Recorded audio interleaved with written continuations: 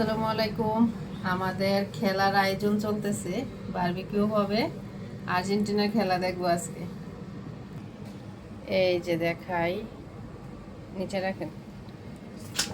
থেকে মার্কেট থেকে আমরা 2 করে নিয়ে আসছি।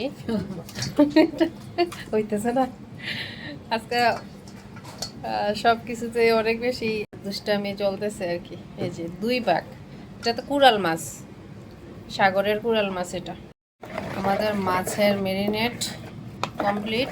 এটার মধ্যে লবণ, লেবুর রস, টক দই, হলুদ, মরিচ, ধনিয়া, তারপর হচ্ছে একটু তেল।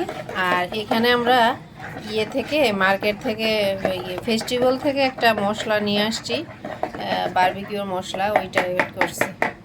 দোকানে যে বারবিকিউ মশলা পাওয়া যায় ওইটা দিয়ে আপনারা বানাতে পারেন। তো এগুলো অ্যাড করে এখন মাছটা ম্যারিনেট করে ফেলবো।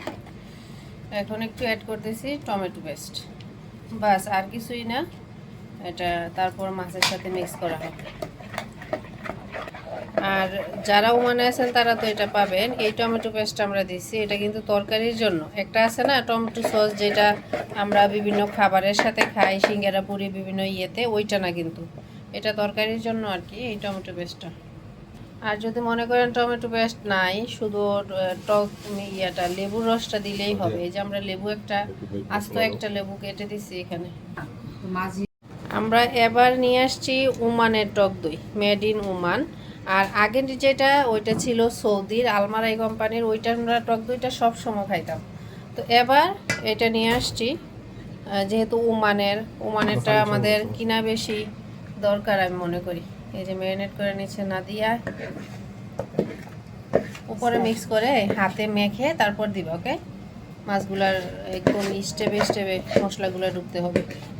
নাদিয়াকেও শিখাইতেছি টুকিটাকি, আর আমাদেরও খাওয়ার আয়োজন হয়ে যায়।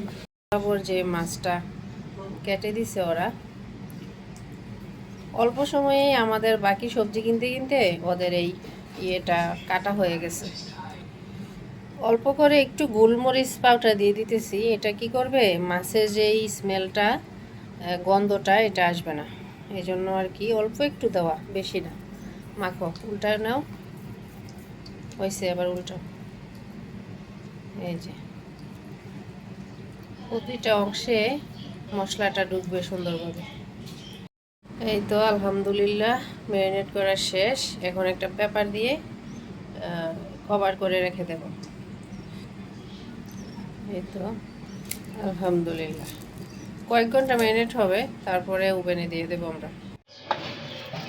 আলহামদুলিল্লাহ আমাদের ফিশ দেখেন ম্যারিনেট হওয়ার পরের কালারটা কত সুন্দর আসছে। পেপার লো, পেপার নাই, পেপার নাই। বিসমিল্লাহ।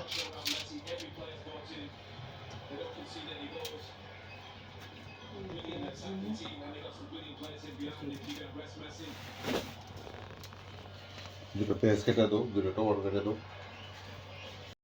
আলহামদুলিল্লাহ ফিশ দিয়ে দিছে। আর প্রথমে ওভেনটা ফ্রি হিট করার পরে, আর ফ্রি হিটে আর ওভেনের কাজটা করতেছে নাদিয়া। যদিও এখানে আমরা শুধু আর্জেন্টিনা ম্যাচটা রেকর্ড করেছি, কিন্তু মুসলিম প্রতিটা দেশকে আমরা সাপোর্ট করতেছি। আলহামদুলিল্লাহ আমাদের ফিশ রেডি, সাথে ছিল আলু এবং পেঁয়াজ।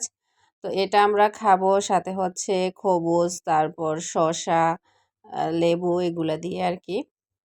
ম্যাচ দেখে খাওয়া মনে হচ্ছে মজাটা মানে দ্বিগুণ বেড়ে গেছে আর কি।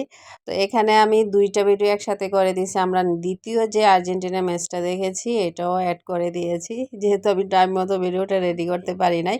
তো দ্বিতীয় ম্যাচটা এত বেশি এনজয় করেছি, যেটা বলার বাহিরে। সবচেয়ে বেশি এনজয় করেছি এই দ্বিতীয় ম্যাচটা, কেপ ভার্দে এবং আর্জেন্টিনার। তো এখানে নাদিয়া বানিয়েছি দ্বিতীয় ম্যাচের সময় পিজা, ওর প্রথমবার পিজা বানানো। আর আরেকটা তথ্য শেয়ার করি, কেপ ভার্দে যে জার্সিগুলা ওদের পরনের, এগুলা কিন্তু মেড ইন বাংলাদেশ। আমরা 2 দলকেই সাপোর্ট করেছি।